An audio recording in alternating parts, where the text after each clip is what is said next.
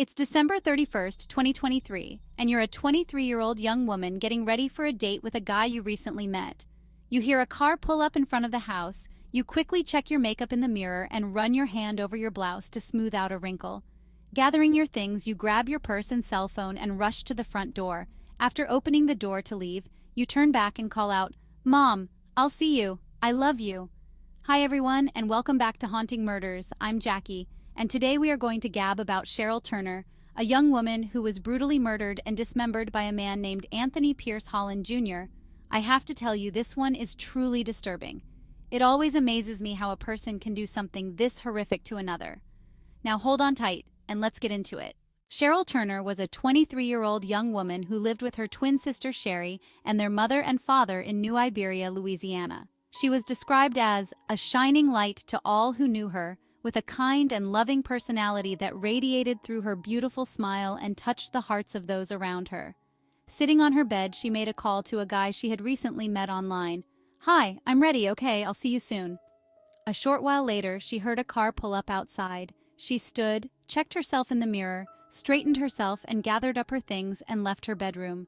As she was leaving, she called out to her, "Mom, I'll see you. I love you." Sadly, these were the last words she spoke to her mom. Anthony quickly pulled his black Toyota Corolla into the driveway of Sheryl's home. With no concern that this might be a bad idea, Sheryl climbed into the passenger seat and they drove off together. The specific details about the next 48 hours may never be known. However, the facts and likely scenario is as follows. Anthony Pierce Holland Jr. was 29 and lived in an apartment in West Monroe, Louisiana. Both he and Sheryl met on the app TextNow and started a romantic relationship through text messaging. TextNow is an app that allows you to make phone calls and send text through a Wi-Fi connection while keeping your phone number private. It was December 31st, 2023, when Sheryl left home for the last time. She was very close to her family and always kept in touch with them through text or a phone call. So, when they had not heard from her, they grew increasingly worried. On January 3rd, 2024, they reported her missing. The family told investigators about the man that Sheryl had met online and the car that pulled up to the house. With the identification of his vehicle, it was not long before investigators identified the driver as Anthony Pierce Holland Jr. He was originally seen as a person of interest, and possibly the last person to see Sheryl. However, he soon became the prime suspect in a murder investigation. With every hope of finding Sheryl alive and well, investigators brought Holland in for an interview. Holland was cooperative and did admit that he knew Sheryl.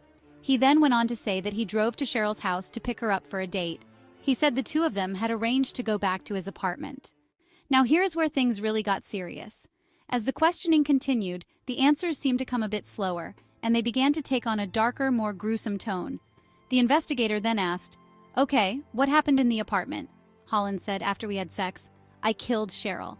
He went on to say that he was not sure, but on or around January 2nd, he dismembered Sheryl's body, put her remains in bags, and disposed of them in the Ouachita River along with her possessions and the knife used. A search was launched, and tragically, Sheryl's dismembered remains were found in the Ouachita River on January 2024, over 3 weeks after she was last seen on December 31st, 2023. Her twin sister Sherry provided a DNA sample that helped identify the remains as belonging to Sheryl. Further investigation discovered traffic camera footage showing Holland's vehicle near where Turner's torso was discovered, about 4 days before her remains were found.